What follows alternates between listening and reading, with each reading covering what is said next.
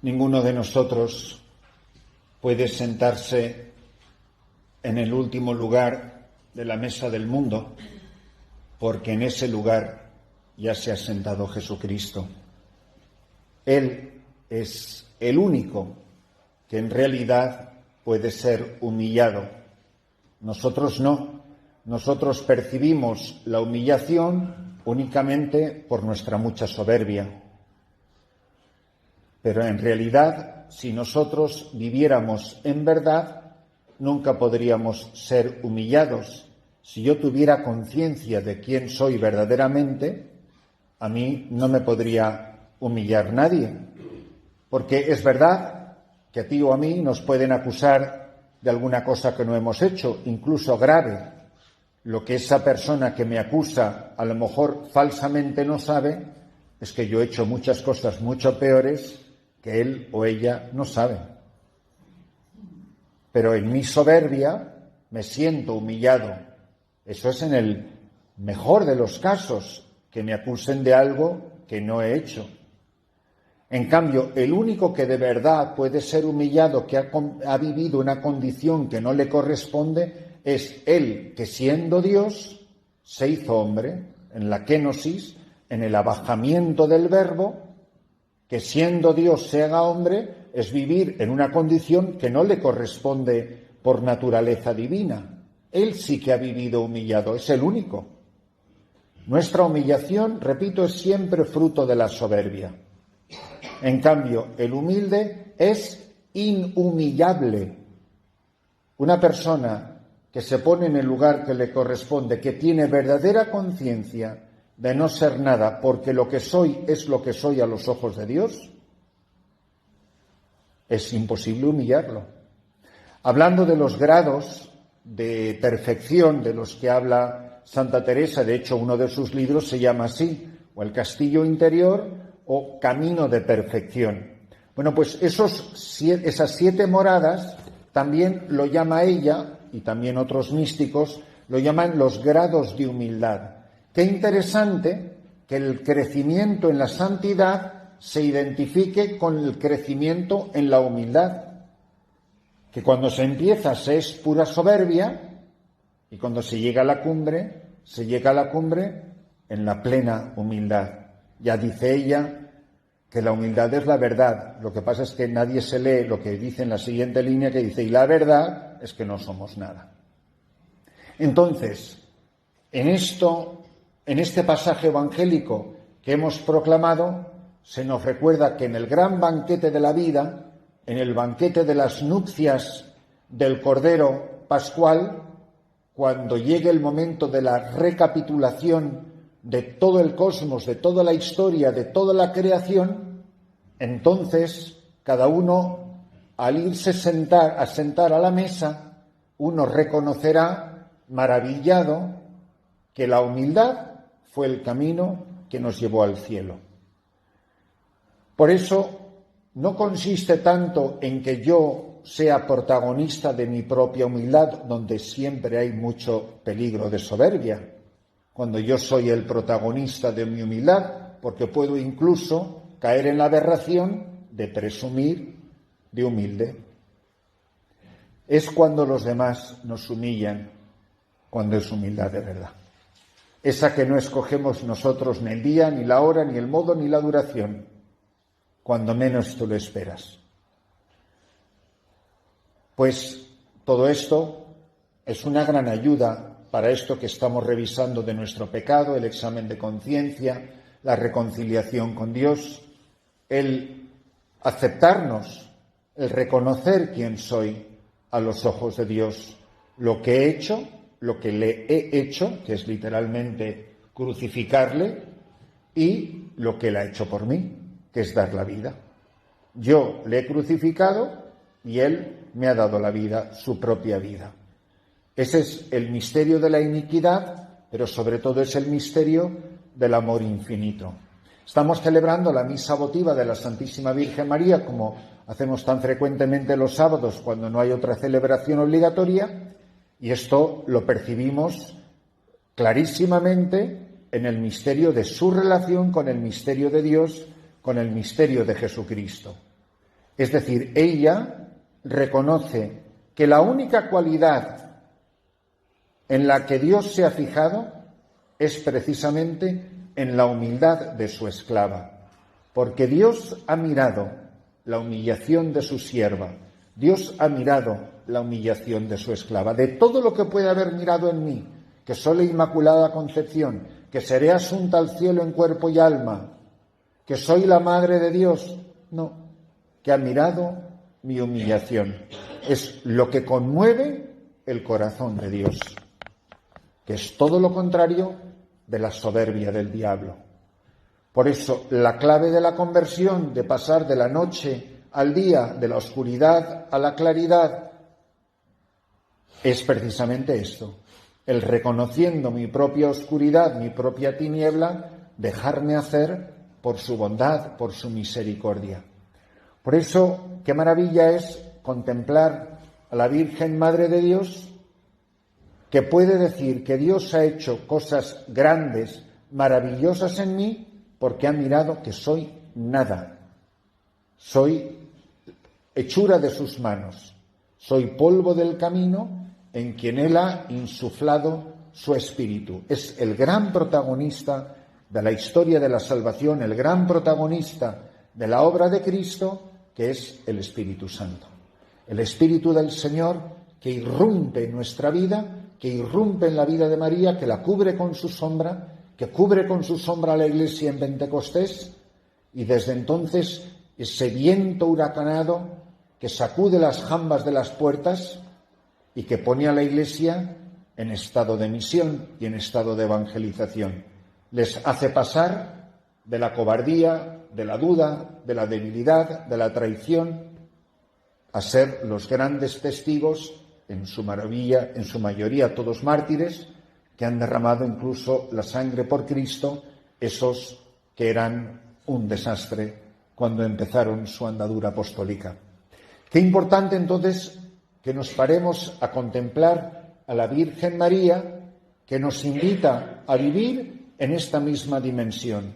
Creerme que Dios quiere hacer cosas extraordinarias en mi vida no quiere decir que necesariamente salgan en la primera página de un periódico, pero quiere decir que quiere hacer cosas extraordinarias en la vida de todos aquellos que son capaces de ser humildes.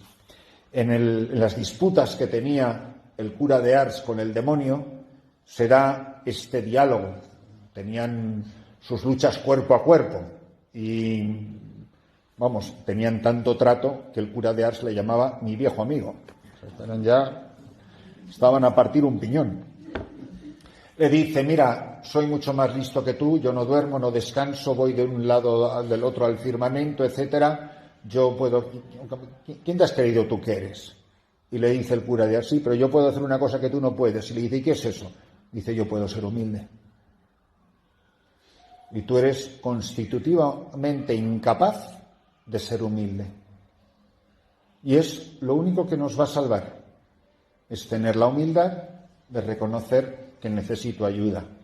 Qué difícil es curar a un paciente que no quiere reconocer que está enfermo, que no conseguimos que vaya al médico, pero le ha dicho, si es que no quiere ir al médico. ¿No nos ha pasado eso? ¿No conocemos gente así? Es que no quiere ir al médico, porque no hay remedio. Lo más difícil de curar esa enfermedad, convencerle de que vaya al médico. Lo más difícil de la conversión, convencernos de ir al médico. Que nos dejemos curar, que nos dejemos sanar, que tengamos la humildad de reconocer que lo que decimos es verdad, que he pecado mucho, de pensamiento, de palabra, de obra, de omisión. Es que lo he hecho todo. Y sin embargo, como fruto de ese acto de humildad, al comienzo de la misa, se me va a entregar por pan de vida y cáliz de salvación. Esta obra maravillosa que ha consistido en ser preservada del pecado y llena de gracia, en nosotros, que no se ha dado así desde el principio, porque a diferencia de la Virgen María fuimos concebidos en pecado, ella ha vivido una vida inmaculada, pero yo he pecado a lo largo de mi vida, no la he imitado ni en mi concepción, ni la he imitado en el devenir de mi vida, si es verdad que puedo morir como ella una vida inmaculada. que es lo que es el alma de un santo. Un santo cuando muere, su alma es inmaculada. No porque ha sido preservado del pecado, sino porque ha vivido todo este recorrido de gracia que le hace morir en paz con Dios, con los hombres, sus hermanos, donde solo hay la presencia del amor de Dios. Pues maravilloso pensar que lo que ha hecho en mí, lo que ha hecho en ella, lo quiere hacer en cada uno de nosotros. Lo único que es diferente es el camino. Ella dirá, y lo he repetido varias veces, que no comprende. No tenemos por qué comprender el camino por el que nos va a llevar. Y muchas veces, lo dicen muchos autores espirituales, muchas veces un pecado mortal, una caída grande, es el comienzo de la más grande conversión. ¿No se dice en nuestro hablar popular eso de tocar fondo? Bueno, pues uno cuando baja en la piscina y llega al fondo, ahí es cuando pega la patada para arriba y sale al aire. Es que ha tocado fondo y de ahí sale para arriba. Entonces, por eso os decía de esas famosas confesiones, del que ha tocado fondo. Pero del que va ahí, que si sí, que si no, esa especie de mediocridad que no es ni una cosa ni otra, eso es terrible, porque uno no acaba de tomar conciencia de la gravedad de su situación. No vive, sobrevive, como mucho. Y podemos ir ahí deambulando en la mediocridad y no acabamos de arrancar. Bueno, pues aquí de lo que se trata este fin de semana de retiro es que tomemos conciencia de la maravilla que es el plan de Dios para cada uno de nosotros y que abramos los ojos y decir, ¿pero qué es lo que estoy haciendo con mi vida? Que es que se me están pasando los días, los meses y los años como el agua entre los dedos. Y esto no acaba de cambiar. Por eso, en la celebración de esta misa, mirándola a ella, pedirle la gracia de su intercesión, pedirle a su corazón de madre, a su corazón inmaculado, que nos ayude, como ella sostuvo la fe de Juan y sostuvo la fe de los apóstoles en Pentecostés, la fe de Juan en el Calvario, la fe de los apóstoles a quienes ha reunido a su alrededor y les ha enseñado a recibir el Espíritu Santo. Yo no puedo, pero Él sí puede. Y el poder del Espíritu, el poder del Espíritu Santo, pidiendo sus carismas y sus dones y sus gracias, el fuego del Espíritu que lo achicharra y lo abrasa todo y lo transforma todo. Y así es como la Iglesia se lanza por los caminos de este mundo a llevar el Evangelio. Cuando leáis con detenimiento la exhortación, la encíclica Redemptoris Missio, veréis que dice el Papa desde el principio y a lo largo de todo el documento, el gran protagonista de la obra misionera de la Iglesia es el Espíritu Santo. Y este Espíritu aletea todavía hoy y más que nunca sobre la Iglesia, como la cubrió con su sombra María y como cubrió con llamas de fuego a la Iglesia en Pentecostés. Y esto no es esto es la realidad, que el Espíritu del Señor está sobre nosotros. Fijaros qué bonito dice, el Espíritu del Señor está sobre mí, me ha enviado. Espíritu, conversión, misión. En el caso de Jesucristo no hay conversión que valga. En nuestro caso es la conversión, el Espíritu que está sobre nosotros, que nos envía. Me ha enviado para anunciar la buena noticia a los pobres. Un año de gracia. La conversión a los pecadores, a los cautivos la libertad. Entonces, pedir en esta noche en la adoración y en estos días, y pedir siempre la gracia del Espíritu Santo, que nos hace capaces de vivir junto a ella y como ella nuestro seguimiento, la secuela Christi, el seguimiento de Jesucristo, el ir caminando tras de sus huellas. Hay un aspecto muy bonito de todo esto, que es que no solamente caminamos tras las huellas del Nazareno, por la orilla de la playa, como se fueron los Juan y Santiago y Simón y Andrés. No solamente es que vamos caminando detrás de sus huellas, es que a nuestra vez vamos dejando nuestras propias huellas. Miren, una gran pregunta. ¿Las huellas que tú estás dejando esta mañana Si las siguiera alguien, ¿a dónde le llevarían? Si tus hijos caminaran tras de tus huellas, ¿a dónde te llevarían? Cuando yo tendría 8, 9 o no sé, 10 años como mucho, me acuerdo que estaba muy, muy enfermo y me llevaron a la Sierra de Madrid, no sé, porque me diera el aire fresco de la montaña, no sé. Esas cosas que se hacían en aquellos tiempos. Y fui con mi padre, y había nieve en la Sierra de Madrid. Y un día salimos a pasear, pero nos fuimos por donde no teníamos que haber ido, y aquello era peligrosísimo, y cada vez más empinado, y cada vez la nieve más helada. Y me acuerdo que mi padre iba caminando en la nieve, delante mío, y me dijo esta frase que nunca la he olvidado. Dice, él iba rompiendo, pesaba más que yo, era más grande que yo, iba rompiendo la nieve, el hielo, iba dejando sus huellas, y se gira hacia atrás y me dice, pisa por donde yo he pisado para que no te caigas. Cosa más bonita que recuerdo de mi padre. Y siempre me ha quedado eso, si yo pisara por donde pisa mi padre, no me voy a caer. Es maravilloso. Bueno, eso que es simplemente una metáfora. Las huellas que yo voy dejando, ¿hace que otros se caigan o que no se caigan nunca? Yo como sacerdote, vosotros como seglares, como padres o madres de familia, jóvenes, mayores, quien seáis. Si mis hijos siguieran mi senda, ¿esa senda les llevaría al cielo? ¿Les llevaría al purgatorio? ¿Les llevaría a la mediocridad? ¿Les llevaría a la vida plena en Cristo? La vida mía es digna de ser seguida. La secuela Christi, el seguimiento, el discipulado. Porque Cristo hoy se hace presente en aquellos a quienes escoge, en los misioneros, en los pastores, en las mujeres, en las vírgenes consagradas, en los padres y madres de familia, en los jóvenes que se toman en serio la vida cristiana. Un verano, año 94 creo que era, llevé a un grupo de jóvenes a una misa privada, que literalmente solo estábamos nosotros con el Papa Juan Pablo II en Castel Gandolfo. Bueno, la agitación de esos chicos aquello era, yo pensé que literal, se les salía el corazón por la boca de que iban a estar ellos, vamos, que estábamos nosotros, yo celebré con el Papa en su capilla, creo que había 3 o 4 monjas, no sé si había un matrimonio recién casados, y nosotros nada más.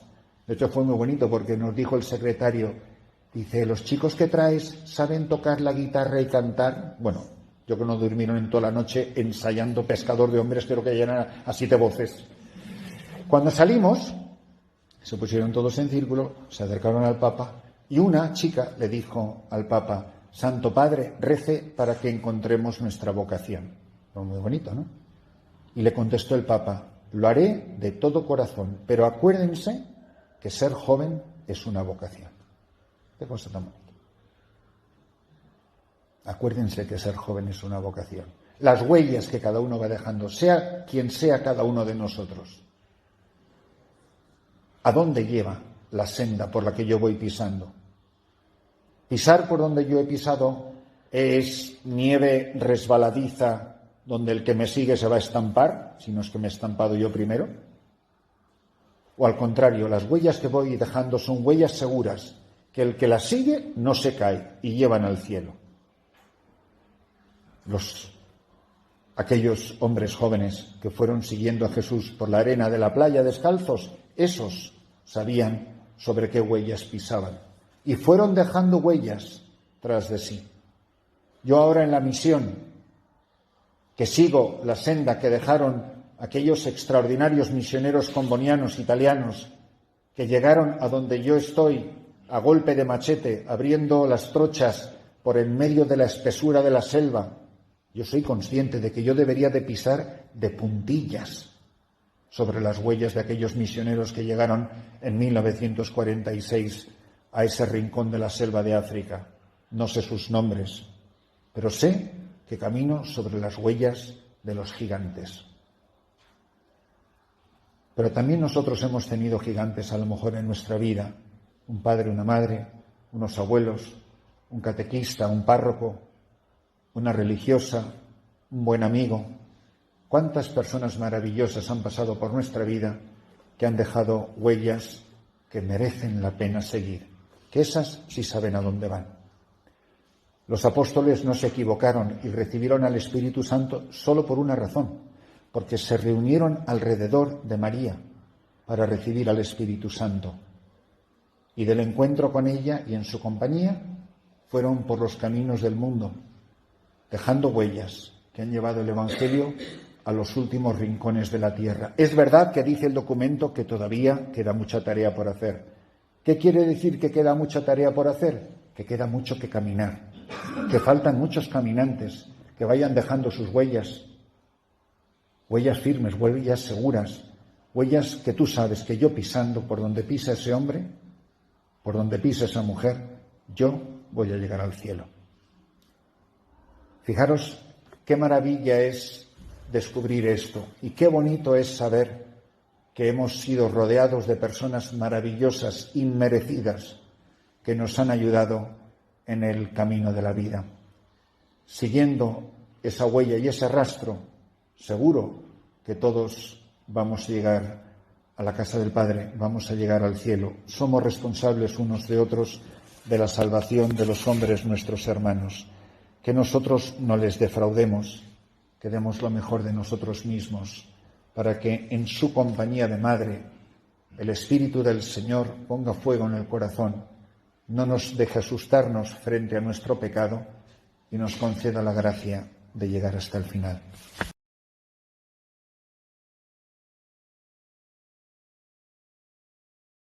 Toda nuestra vida. El cristiano adulto, el cristiano maduro, es el que vive de la palabra de Dios.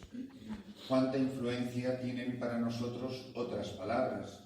Los medios de comunicación, ciertos pensadores, lo que escuchamos en la calle, no digamos lo que se escucha en las universidades, las ideologías del momento. El cristiano adulto es la persona que desde pequeño va nutriendo su vida de la palabra de Dios, que es literalmente alimento, es lámpara para mis pasos, luz en mi sendero, dice la misma palabra. Es el pan de la palabra, el pan es un alimento. El cristiano adulto es el que con abundancia se alimenta de la palabra de Dios y va conformando su vida a la palabra. ¿Cuál es nuestra tendencia? Que la Iglesia se adapte a los tiempos, adaptar la palabra a la situación, si es que es todo lo contrario. La Iglesia no se tiene que adaptar a ningún tiempo, si lo que es la Iglesia es contracultural. No es la palabra la que se adapta a mi vida, es mi vida la que se tiene que ir adaptando a la palabra, no es la palabra la que tiene que cambiar, que es eterna, inmutable. Es mi vida la que se deja transformar cuando escucha la palabra, la va transformando. La levadura es la palabra, no yo. Yo soy la masa que tiene que ser fermentada. Entonces, la oración de la liturgia, si os dais cuenta, está forjada fundamentalmente en su 95% por palabra de Dios, o por frases, antífonas, que están entresacadas de la palabra de Dios. La segunda lectura del oficio de lecturas, cuando veáis ahí los que os estáis familiarizando ahora por primera vez con la liturgia de las horas, veréis que la primera oración que pone es la de oficio de lecturas, no porque muchos, por ejemplo, yo lo hacemos al principio, antes de los laudes, pero es una oración que se puede hacer en cualquier momento del día, no tiene una hora fija, salvo aquellos monjes de los que os he hablado, que hoy ciertamente en muchos lugares, por ejemplo de España y en otros países, se han levantado mientras nosotros roncábamos plácidamente para glorificar a Dios mientras el mundo dormía. Pero y en el oficio de lecturas, la segunda lectura son unas lecturas mucho más largas, siempre está tomado de algún padre de la Iglesia, de algún documento del magisterio, de algún escrito de un santo que se va celebrando. ¿Qué es lo que hace la liturgia? La liturgia convierte la palabra de Dios en oración. Y así vamos a ir, además de escuchando las charlas que os voy a ir dando, para mí es mucho más importante lo que nosotros aprendamos de la liturgia que todas las enseñanzas que podáis escuchar de mí o de cualquier otro predicador, por sabio que sea, porque la liturgia es la oración de Cristo, es Cristo mismo el que está orando. Y el Padre siempre escucha. Padre, yo sé, dice el Evangelio, yo sé que tú siempre me escuchas.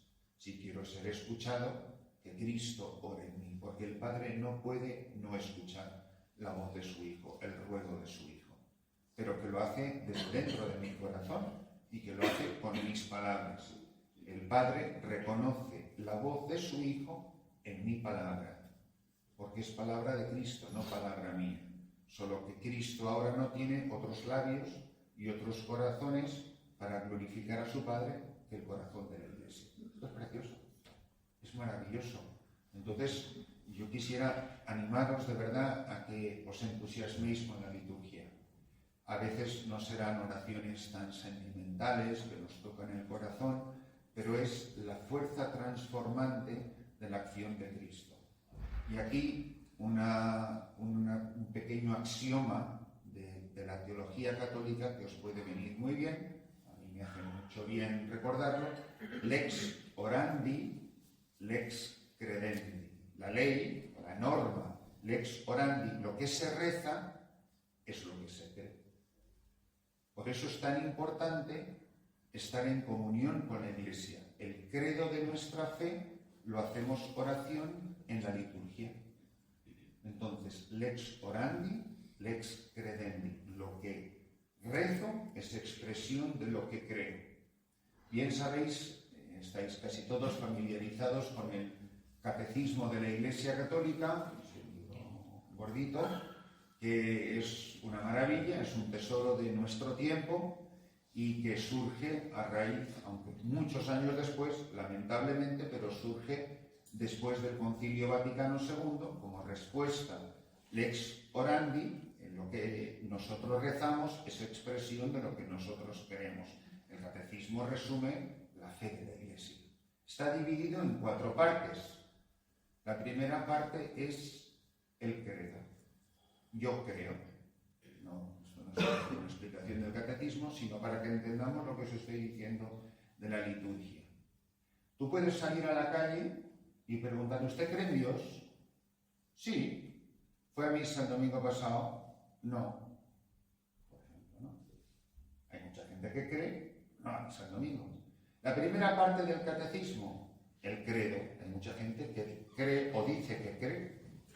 La segunda parte del catecismo es los sacramentos. ¿Por qué? Porque lo que yo creo, solo lo creo en realidad si lo celebro. El domingo es el centro de la espiritualidad católica. ¿Usted cree en Dios? Sí. ¿Usted celebra lo que cree? No. Entonces, en realidad no cree. Acepta una serie de postulados, de frases que dice el credo, pero no tiene nada que celebrar, no le produce alegría, no transforma su vida interior. Son los sacramentos. Creo, la primera parte. Segunda parte, sacramentos. Celebro la fe. Tercera parte, los mandamientos.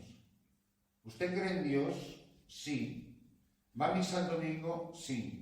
¿Usted usa anticonceptivos? Sí. ¿Usted cree? ¿Usted celebra? Pero no practica. La tercera parte es la moral. Por poner un ejemplo, ¿no? Podría decir roba bancos. Entonces, no basta creer, no basta celebrar, hay que practicar. ¿Qué pasa? Que hay gente que puede llevar una vida ética muy digna. A lo mejor trata de vivir la tercera parte, pues sí. Yo no voy a misa, pero yo no hago mal a nadie. ¿No se dice eso de vez en cuando? O trato de ayudar a todo el mundo. Intenta vivir lo que no celebra ni practica. Hay gente que hay gente que celebra, va a misa los domingos, bautiza a los niños, nos manda a la catequesis de la primera comunión, cree, no sabe ni lo que cree, y desde luego practica poco. Entonces, no hay una coherencia entre esos 3 elementos. entre lo que creo, lo que celebro y lo que practico. Eso es lo que muchas veces os echan en cara a vuestros hijos. Sí, mucho retiro. ¿No te dicen eso que todos los padres, los niños con ganas de fastidiar? Sí, mamá siempre con sus cosas. Sí, el cura mucha misa y no sé cuánto, pero también nos dan a nosotros nuestra ración. Entonces, ¿qué es lo que respeta la gente? Que hay una coherencia entre lo que digo que creo, entre lo que digo que celebro y lo que digo que vivo. La cuarta parte del catecismo es el Padre Nuestro, que es la oración, que es a lo que viene esto. No tiene sentido lex orandi, la cuarta parte, lo que celebro, lex credendi. Por eso, de este retiro ojalá surjan muchas cosas nuevas. Quiero aprender a rezar, pero quiero también conocer mi fe. Lamentablemente, nuestra Iglesia Católica está hecha de gente maravillosa que son paganos de buena voluntad, analfabetos piadosos. Que si alguien te dice, pero vamos a ver, explíqueme usted eso de la Trinidad. Yo sabría explicarle a alguien qué es la Trinidad. ¿Usted cree en Jesucristo? Soy del consejo parroquial. Digo, sí, pero a lo mejor usted no sabe quién es Jesucristo. Si murió, si no murió, si tenía alma, si no tenía alma, si tenía entendimiento humano, si tenía entendimiento divino, si era persona humana, si era persona divina, no tengo ni idea. Y ya, cuando les preguntas y dicen, bueno, para mí, cuando alguien te empieza a decir para mí, 2 y 2, bueno, yo para mí, yo diría que 4, pero claro, ¿quién soy yo para imponer nada a nadie, no? Entonces, ¿cómo puedo ser tan piadoso? ¿Cómo puedo rezar lex orandi si no creo, si no sé lo que creo? Entonces, Dios os ha dado a todos una buena cabecita, en vez de pasarnos tantas horas delante de una tele o haciendo tantas otras cosas. Yo os animo a todos a estudiar, pero a estudiar en serio. Y en Talavera tenéis cursos, clases, de todo. Y si no, pues iros un poquito más lejos. Pero decir, yo tengo que conocer mi fe. Dice San Pablo, que sepáis dar razón de vuestra fe. En otro sitio dice, que sepáis dar razón de vuestra esperanza. Si no sé, creo, la primera parte del catecismo, ¿qué voy a rezar si no sé lo que creo? Estoy rezando a Jesucristo, pero no sé quién es Jesucristo. Vengo a la misa, pero en realidad no sé qué es la misa. Estoy delante de un sacerdote que lo veo todos los días en misa o todos los domingos en misa y no sé por qué se pone una estola. No sé lo que significa. Me tenía que yo a estudiar esto, porque cuando me pregunten, que yo sepa responder. Porque hoy en día hay problemas muy graves a los que nunca jamás en la historia se ha enfrentado la Iglesia. Todo el problema de la bioética. ¿Y por qué la Iglesia prohíbe no sé qué? ¿Por qué la Iglesia dice que los homosexuales no sé qué? No basta saber lo que dice la Iglesia, hay que saber por qué. No, ¿quieres saber por qué? Luego tú insulta y critica a la Iglesia lo que quieras, pero te lo voy a explicar, luego tú decides. Porque no es que se levanta un día el Papa y dice, bueno, yo creo que esto no estaría, bueno, que lo quite. Las cosas no se hacen así. O sea, tiene una razón de ser. Y por eso me dedico a repartir encíclicas por todos sitios, que no creo que lo hayáis visto muy frecuentemente. Porque me parece que es muy importante que la gente conozca lo que cree para poder rezar, si no, estamos edificando nuestra casa sobre arena. ¿Qué pasa? Que sopla el viento del mundo, la crítica de tus hijos, la crítica de tus compañeros de trabajo, y hace la casa potuplum.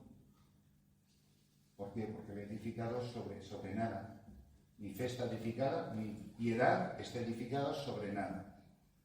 Y la roca que la edifica es la liturgia, que aglutina lo que creo.